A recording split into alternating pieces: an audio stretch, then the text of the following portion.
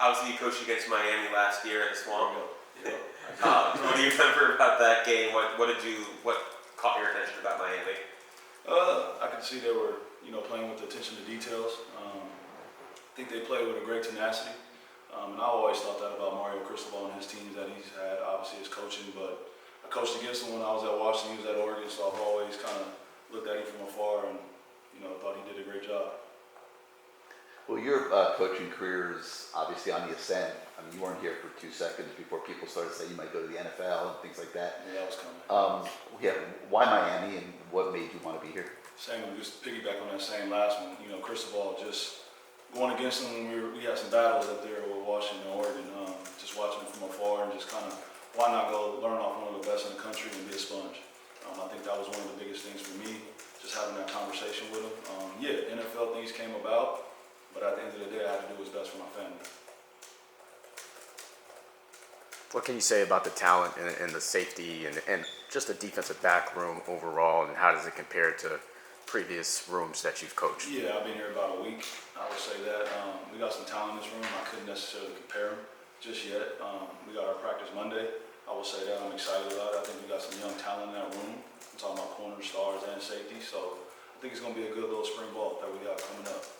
For you, just how do you approach that? Again, you got here about a week ago, that time between getting here and before spring ball, just trying to get to know the guys before they get on the field, trying to build that base of knowing who you have. Yeah, I think, being a year in Florida, understanding some of the guys that's already been in the room, some of the guys I probably already recruited, getting to know them a little bit better, obviously being here now, but it's been really good.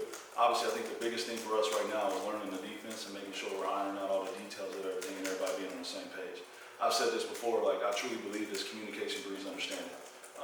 I got asked the question earlier, what are some of the biggest things that I felt like that we got to come in and correct right away? I would say it's the explosive plays, the tackling in the back end, which I'm huge on.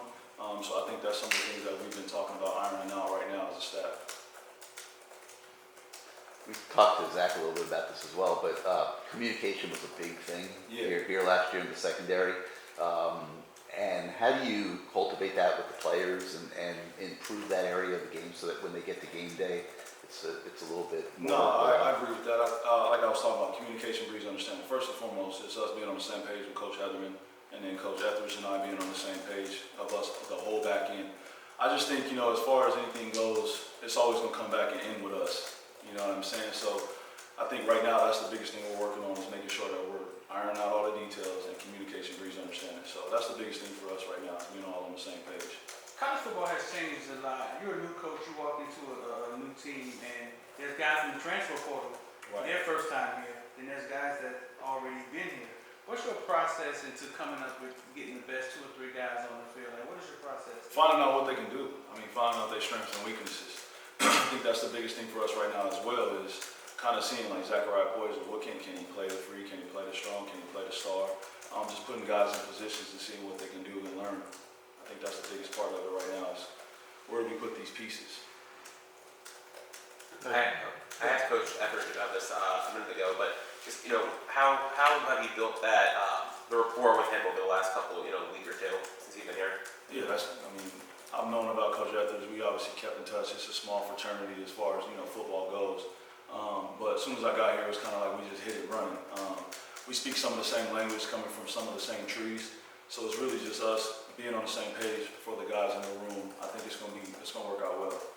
And just your thoughts on Corey Heatherman, the style, the scheme you want to do, and just how you feel like the way that you coach and whatnot fits into what you want to do. Yeah, going through the interviewing process, I think that's where we hit it on the head, is speaking the same language. It's about stopping the run first and foremost, as we all know, and then eliminating explosives, and then takeaways. He's really huge on takeaways. I love what he says all the time, is being obsessed with football. It doesn't matter at all times, we're being obsessed with football. So I'm excited about this situation that we're in right now.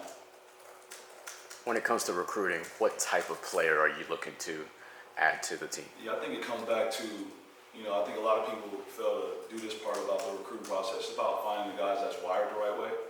And what does that mean? It's like, yeah, we got a good football player, but it's a whole football player. How is his character? How is he in and out the building? I think that's really huge. And then obviously you go into it, can he tackle, can he catch? You know what I'm saying? Can he retain information? We talk about football IQ, so get into that part of it. But one thing that I learned for sure is really about the guy that's wired the right way. You tweet about chess a lot. One, are you a fan of the chess game? Yeah, it's Two, life.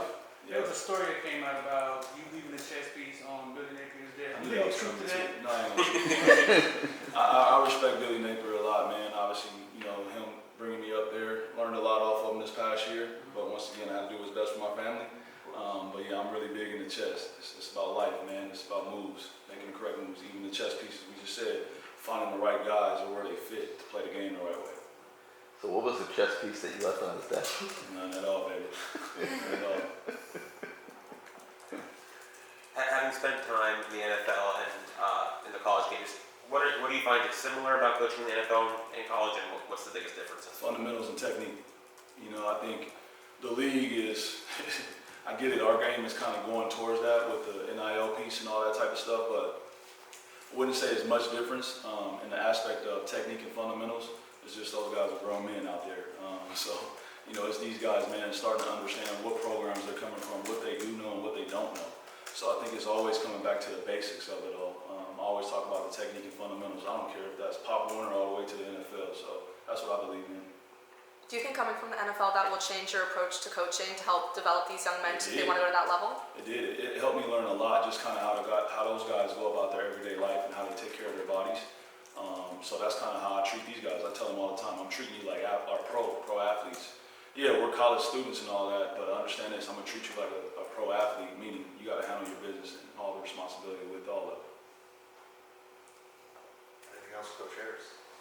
Yeah, well, just your approach for spring football, if you could maybe expand on it a little bit more, what you're going to be, maybe some points of emphasis for you as you try to identify what guys you're going to be able to do. Yeah, I think it's just us learning the defense. First and foremost, we're all learning it together right now with all the new pieces that we have in the back end in particular. I would say the biggest thing for me, and I've said this everywhere I've been, we have to eliminate the explosive plays. Whether that's them, you know, throwing into the flat, what is our angles? How are we taking that approach on the tackle? I think the next biggest thing is we're overemphasizing the communication part of it. I truly believe in that piece because when we're all on the same page, it don't matter if we're all wrong, we're all right. And that's kind of how I explain to the guys. But I think that's some of the emphasis that I'm talking about going into with the spring. And then just finding out our guys, kind of like we was asking earlier, is like what pieces do we have that can play in certain positions? How do you balance the safety position of being aggressive but also staying back? What's your kind of coaching philosophy to eliminate the explosive plays as you mentioned? Yeah, so Coach Etheridge and I are doing the whole thing together, right? Where it's one. I think it's just us, you know, finding ways of, hey, I might have this side and he might have that side. But we see it from the back end. Obviously, it's talking about stopping the run, but it's just us making sure communication is all on point. Does it help to have two guys working with the secondary? It just depends, whatever someone's preference is. I've been in different places where you've had one guy and you have some QCs or GAs, and I've been in places where you had actually 3 DB coaches. So it just depends, but really it comes back to everybody working together. Truly, being all on the same page. We all have to be on the same page and speak the same language. Miami may have a first-round draft pick in Cam Moore this year. You got the game plan against him last year, and then experience it. Yeah. What was that? How did you experience that before and after? Actually game planning and then what actually happened? It was an interesting situation up there with obviously us trying to figure that out with him transferring here. Like, what tape do we watch? You know, understanding Coach Dawson's offense. You know, game planning wise, we would have obviously done a lot of things differently.